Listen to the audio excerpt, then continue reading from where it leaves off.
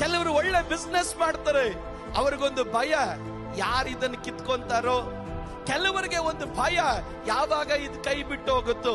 ದೇವರೊಬ್ಬನನ್ನ ಅಭಿವೃದ್ಧಿ ಪಡಿಸಿದ್ರೆ ಅದ್ರ ವಿಶೇಷತೆ ಏನ್ ಗೊತ್ತಾ? ದೇವರು ನಿನ್ನೊಂದು ಸ್ಥಾನಕ್ಕೆ ತಂದ್ರೆ ನೀನ್ ಭಯ ಪಡೋ ಅವಶ್ಯಕತೆ ಇರೋದೇ ಇಲ್ಲ. ಅದ್ರ ಅರ್ಥ ಏನ್ ಗೊತ್ತಾ? ನೀನು ನಿನ್ನ ಶತ್ರುಗಳಿಗಿಂತ ಬಲಿಷ್ಠನಾಗಿರ್ತಿ. ದೇವರು ನಿನ್ನೊಂದು ಸ್ಥಾನಕ್ಕೆ ತಂದು ನಿಲ್ಲಿಸಿದ್ರೆ, ಅಯ್ಯೋ ನನ್ನ ಈ ಸ್ಥಾನದಿಂದ ಯಾರಾದ್ರೂ ಕಿತ್ಕೊಂಡು ಹೋಗ್ಬಿಡ್ತಾರ ಅಂತ ನೀನು ಭಯ ಪಡೋದಿಲ್ಲ. ದೇವ್ರು ನಿನ್ನ ಕೈಯಲ್ಲಿ ಆಶೀರ್ವಾದ ಕೊಟ್ರೆ, ಈ ಆಶೀರ್ವಾದದಿಂದ ಯಾರಾದ್ರೂ ಕಿತ್ಕೊಂಡು ಹೋಗ್ಬಿಡ್ತಾರ ಅಂತ ನೀನು ಭಯ ಪಡೋದಿಲ್ಲ. ಈ ರೀತಿ ನೀವು ಭಯ ಪಡೋರಾದ್ರೆ ಇದು ದೇವರಿಂದ ಬಂದಿದ್ದಲ್ಲ. ದೇವರಿಂದ ಬಂದಂತ ವಿಶೇಷತೆ ಏನ್ ಗೊತ್ತಾ? ನೀನ್ ಎಲ್ಲೇ ನಿಂತ್ರು ಆರಾಮಾಗಿರ್ತೀಯ. ಅದ್ರ ಅರ್ಥ ಏನ್ ಗೊತ್ತಾ? ನನ್ನ ಸ್ಥಾನ ದೇವರಿಂದ ಬಂದಿದ್ರಿಂದ ಅದನ್ನ ಯಾರು ಮುಟ್ಟಕ್ ಆಗೋದಿಲ್ಲ.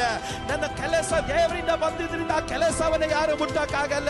ನನಗೆ ಸೇವೆ ದೇವರಿಂದ ಬಂದಿದ್ರಿಂದ ಈ ಸೇವೆಯನ್ನು ಯಾರು ಮುಟ್ಟಕ್ ಆಗೋದಿಲ್ಲ. ನನ್ನ ಮಕ್ಕಳು ದೇವರಿಂದ ಬಂದಿದ್ರಿಂದ ನನ್ನ ಮಕ್ಕಳನ್ನು ಯಾರು ಮುಟ್ಟಕ್ ಆಗಲ್ಲ. ಯಾಕಂದ್ರೆ ದೇವರು ನಿನ್ನನ್ನ ಬಾಳವಾಗಿ ವೃದ್ಧಿ ಮಾಡಿ ನಿನ್ನ ಶತ್ರುಗಳಿಗಿಂತ ದೇವರು ಬಲಿಷ್ಠನಾಗಿ ಮಾರ್ಪಡಿಸ್ತಾನೆ.